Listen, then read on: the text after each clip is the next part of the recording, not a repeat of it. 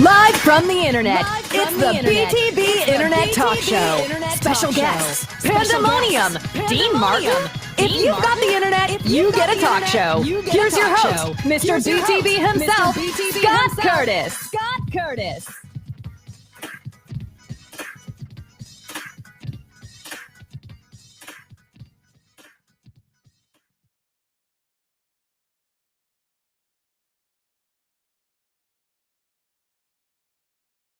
Yes, it is a BTB Internet Talk Show.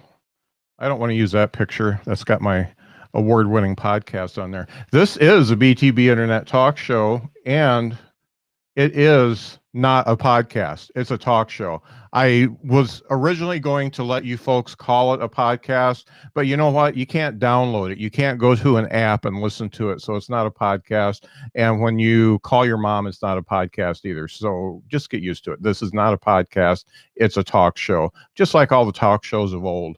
Dick Cavett, what's his name? Steve Allen, Johnny Carson.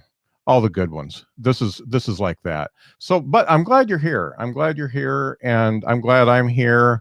And I want to make sure I'm looking at the right screen. Yeah. So, what's going on? We are on all the formats right now: YouTube and Facebook and Twitter and all that stuff. But that's only going to be for a few minutes because we are going to be exclusively on the Drinks, Jokes, and Storytelling channel, which is on Twitch, twitch.tv/drinks, jokes, and the letter N storytelling. Come on over to the Drinks, Jokes, and Storytelling channel. They don't bite. I don't bite. Well, I do bite, but I can't bite through the screen. And it's a lot of fun.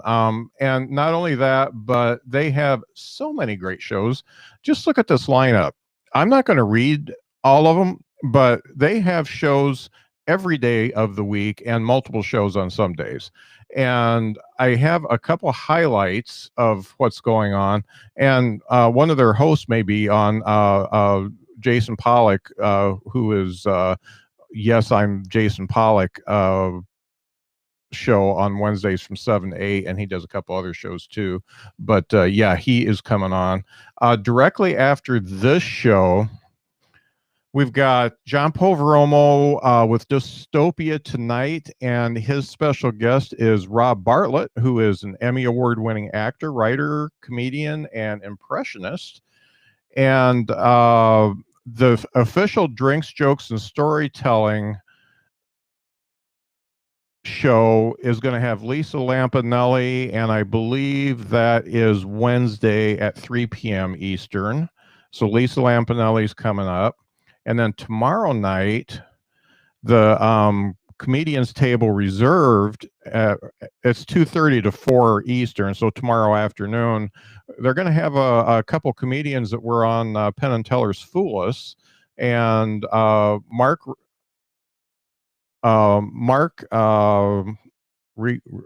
can't remember his last name. I just interviewed and I can't remember his last name. He hosts that, and that's going to be great. So a lot of great stuff.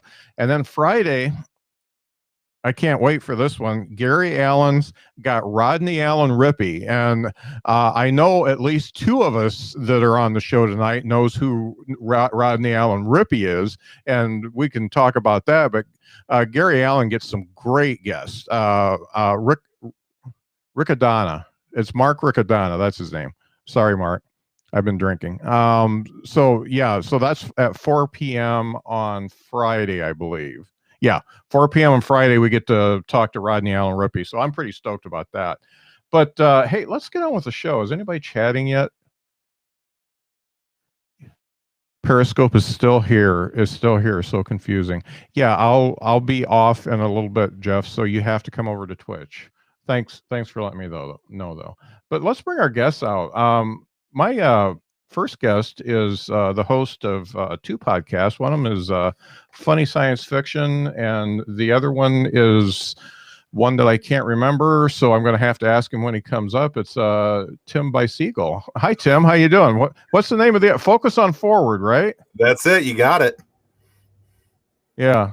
You nailed it, buddy. And you've been on the show at least once, and I was just on your podcast. That just came out last week, didn't it? Yep. Yep. Last week we had our episode with you. That's on Funny Science Fiction Podcast, which you can find on YouTube, of course, and so people can watch that and have some laughs with us. Yeah, had a lot of fun, especially since, as you know, I'm not much of a science fiction guy, but we did find stuff about science fiction that we could agree on. And we talked about a podcast that I haven't launched yet, and it's my fault because I'm not recording episodes, called Do I Hate Star Wars? And hopefully that'll come up sometime. Yeah, there we go. Do I hate Star There it Wars? is. I don't know. Yeah. And I'm stoked to get that going. And your show is so great. Every time I listen to it, I don't watch it. I have to admit, I'm not much of a watcher. I That's always fine. listen on a podcast app, and I know I miss stuff, but it's always like when I'm driving or I'm cleaning or I'm working around the house. That's when I listen. So I'm not much of a YouTube watcher. So That's okay. Well, that's why we put it out probably on my audio as age. well.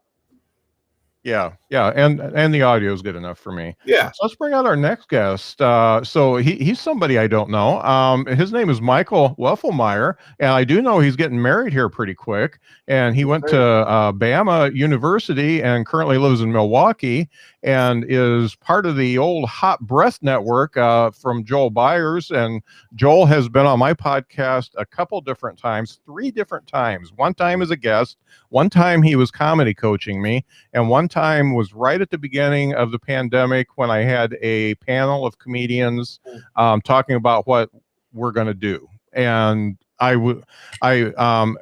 am always in awe of Joel and the Hot Breath Network. Everybody I've met there is super cool, and I'm glad you decided to sub in. Well, another hot breather had to bow out. Holly Ballantyne had to bow out for tonight, and I put the call out, and you answered it. So I'm glad you're here, Michael. Yeah, thanks for having me. I think you'll get a flavor of what it's like to see a comedian who was born in the Hot Breath group. I've only been doing this since about November, so my comedy genesis is that of Hot Breath Pro. So hopefully I can do the group proud. Excellent. I tell you what, it's probably the best place to start. I guarantee it'll probably take a few years off your comedy journey because of just the constructive criticism, the community, and the writing every day is great. Absolutely. But that's enough. That's enough of you, Michael. I got to bring out Joel. Joel, I'm so glad you're here because you're older than me.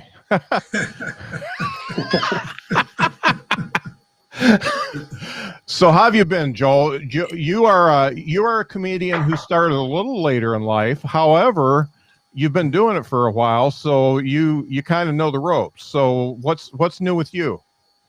I've been doing a lot of Zoom since the beginning in March, and do a lot of writers' workshops on top of that. And I have my first live stage show on May 1st. And I'm so excited because it's one of my 2 favorite venues that I do.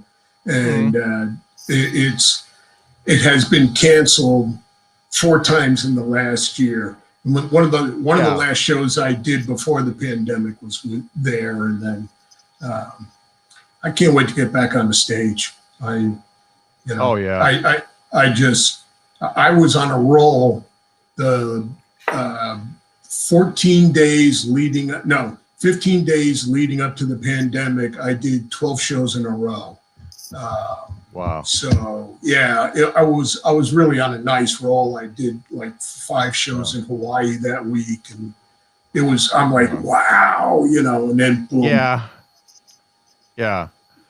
I'm in a situation where I have been invited to do more shows now than I was invited to do prior to the pandemic. And it really pisses me off because I am being super careful. I'm getting my 2nd dose of the vaccine tomorrow. And my daughter is pregnant with my 2nd grandson, and she's due May 11th. So I'm just not going to do it because it's not worth it to me to to wreck that. But I'm getting all these input. Hey, Scott, you want to do it? No. I would love to do that show as soon as my grandson is born, and as soon as I know both doses are good, I'll definitely jump on and I'll do a show. But until then, I'm just going to sit here and drink, and that's pretty much what I'm doing. It's a solid plan. And we've got a surprise guest. He is a staple of the Drinks, Jokes, and Storytelling Network. He's a comedian.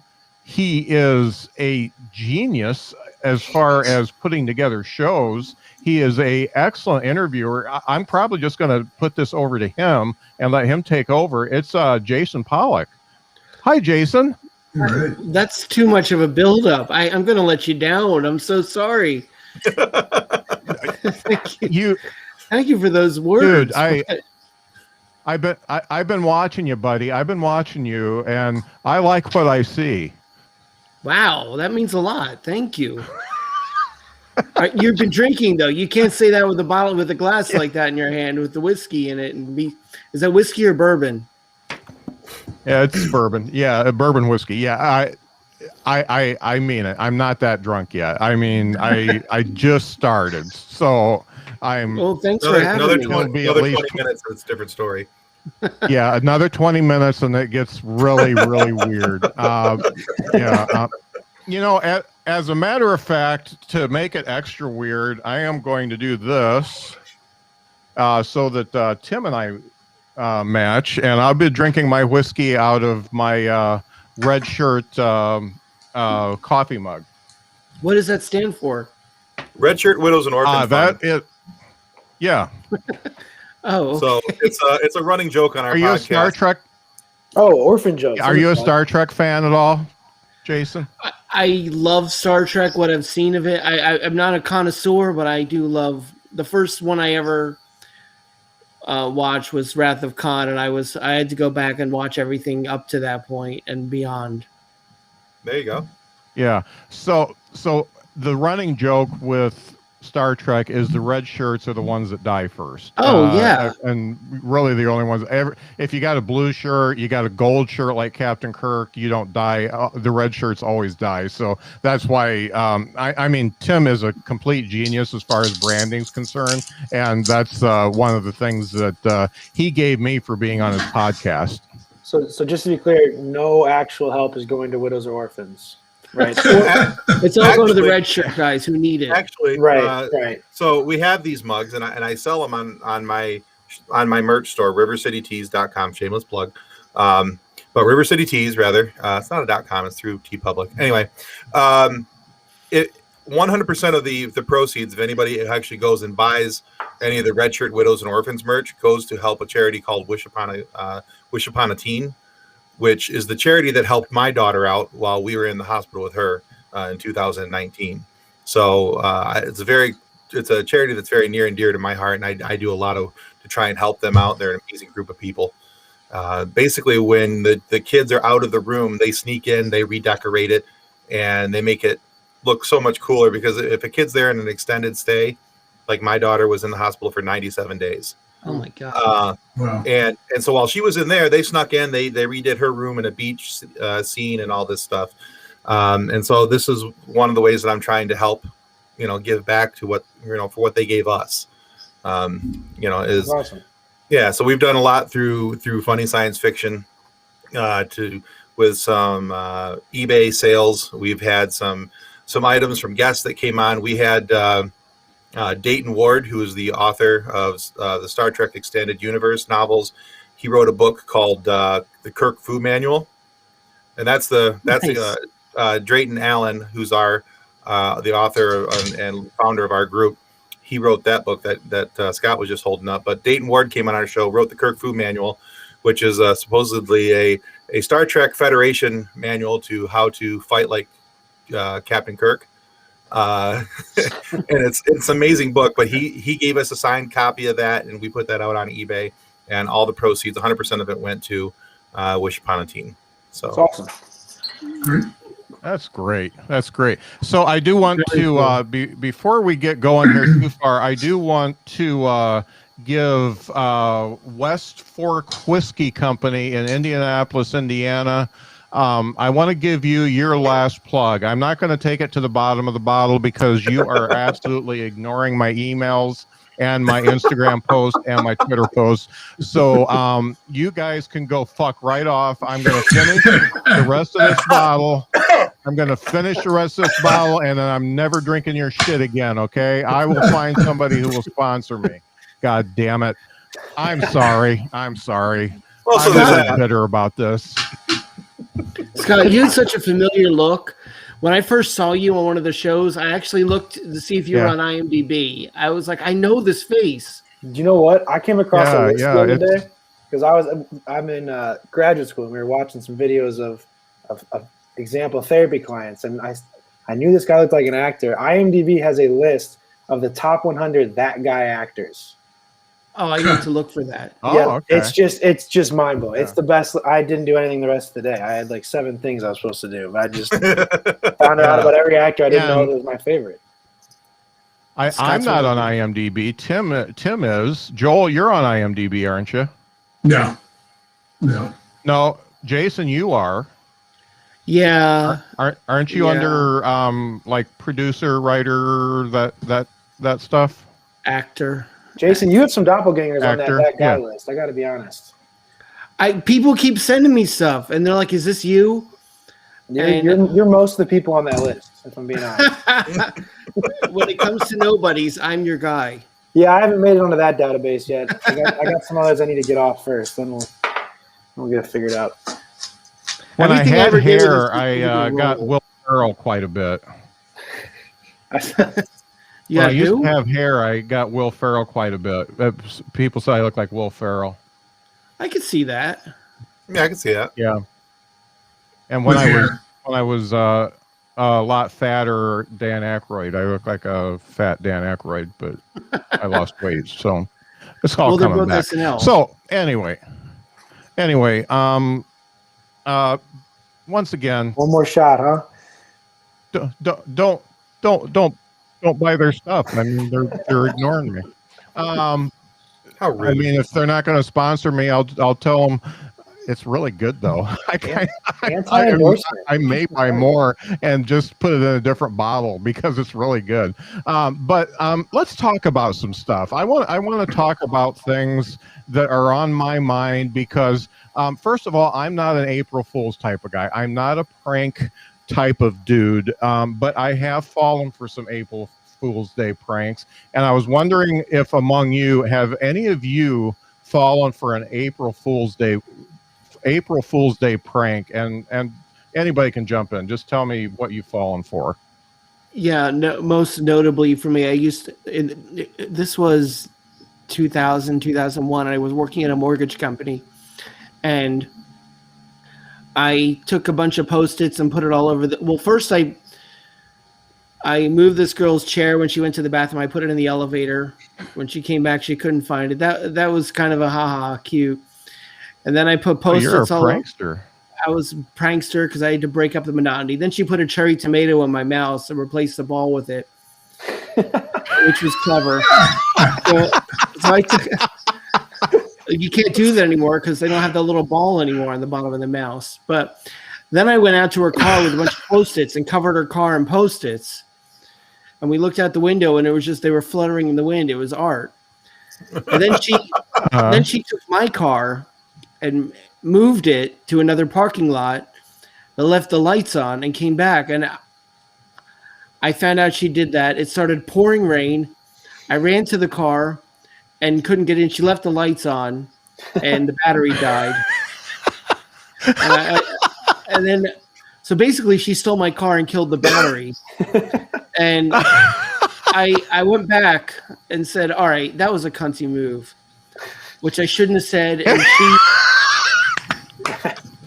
she was mad. She wanted to slap me. She said, "Don't ever talk to me again." I was like, "You stole my car." But I used the C word, so I was in the wrong. So yeah, that was my biggest April Fool's blunder.